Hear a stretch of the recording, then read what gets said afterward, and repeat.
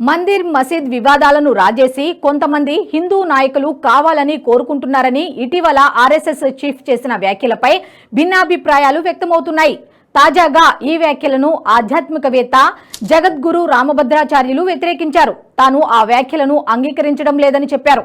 అది ఆయన వ్యక్తిగతమే అని అన్నారు. కొద్ది రోజుల క్రితం పూణేలో ఇండియా ది విశ్వగురు అనే అంశంపై సహజీవన్ వ్యాఖ్యానాల కార్యక్రమంలో మాట్లాడిన మోహన్ భగవత్ కలిసిమెలిసి ఉండే సమాజాన్ని నిర్మాణం చేయాలని పిలుపునిచ్చారు. ప్రతి అంశాన్ని వివాదం చేయడం సరికాదని, అయోధ్య నిర్మాణం తర్వాత ఇలాంటి వివాదాలను రాజేసి కొంతమంది హిందూ నాయకులు కావాలని కోరుకుంటున్నారని, ఇది ఎంత మాత్రమూ ఆమోదయోగ్యం కాదని చెప్పారు. దీనివల్ల ప్రజల్లో విభేదాలు ఏర్పడతాయని అన్నారు.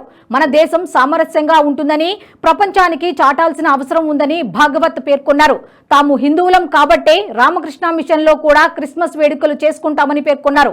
మనం చాలా కాలంగా సామరస్యంగా ఉంటున్నామని, దీనిని మనం ప్రపంచానికి అందించాలనుకుంటే ఓ ఉదాహరణగా నిలవాలన్నారు.